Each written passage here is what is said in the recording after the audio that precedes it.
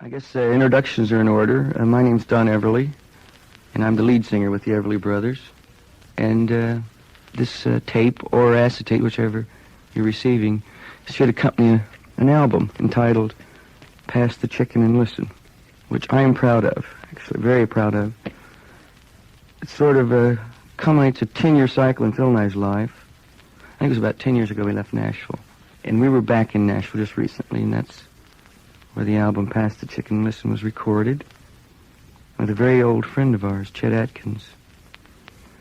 And as I said, I'm very proud of the album. Not because I feel sentimental or nostalgic about going back to Nashville, actually. Phil and I have changed a lot. Nashville has changed a lot. In fact, if you read the liner notes, which Bill Littleton very aptly wrote, will give you an idea of the feeling. It was at the sessions, which only lasted for 4 days, 4 and 5 days of actual recording. You get sort of an idea of what was going on. It was an experience. It was fun.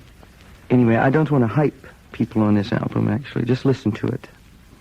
And that's the way the title came about. It was sort of Pass the Chicken and Listen, which we didn't know what the title should be, but it sounded right. It sounded like a Sunday afternoon with good time music and melancholy music all put together, because you can sort of run the extent of emotions when you're sitting down to listen to an album.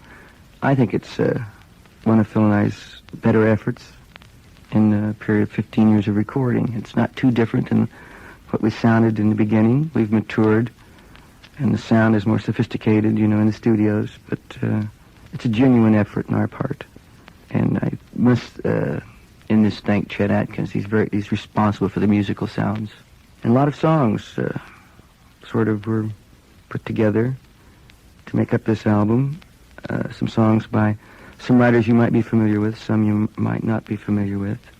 One interesting thing about the album that I noticed after it was all said and done is that Phil and I didn't write a song on the album, which was, I think, probably the first album that we've ever had that actually didn't have a song on it written by either Phil or myself. The reason being is there's so many good songs all of a sudden to pick from. In fact, there were a few left over, which could quite conceivably follow up this album. On the album, some of the songs that I haven't mentioned would be Ladies Love Outlaws, which is a Lee Clayton song. Very fine song. I heard it the first night at the bitter end where he was performing. And I sort of knew then it should go on Phil and I's next album.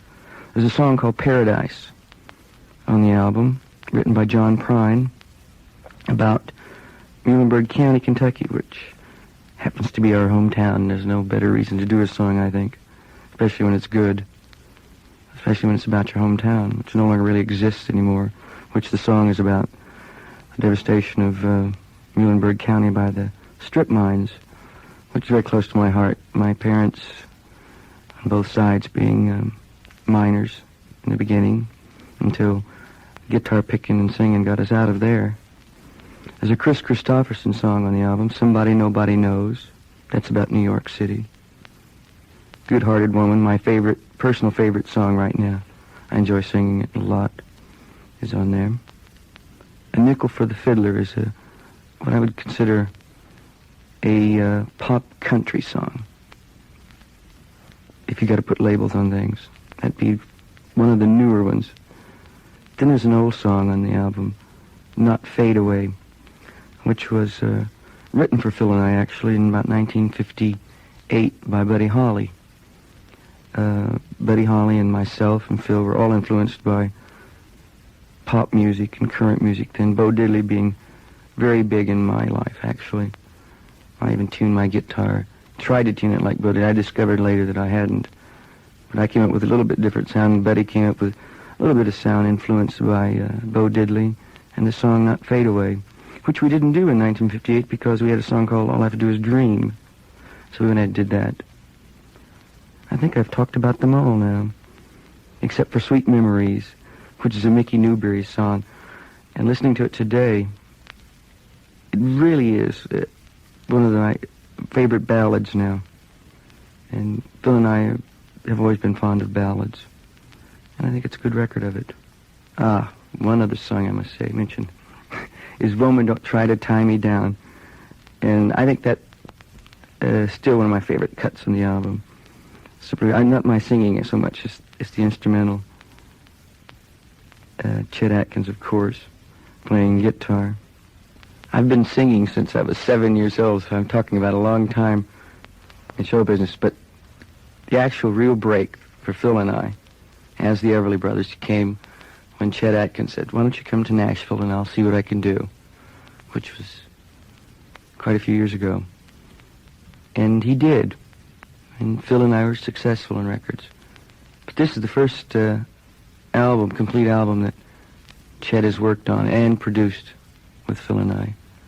And I think sort of the topper of 15 years in the business. I'm very proud of it. And I'm proud to have worked with Chet over these many years. In fact, it was his 25th anniversary this year, which I never had a chance to congratulate him. I was in Europe. Maybe it can somehow be my congratulatory things to Chet. This particular album, Pass the Chicken and Listen.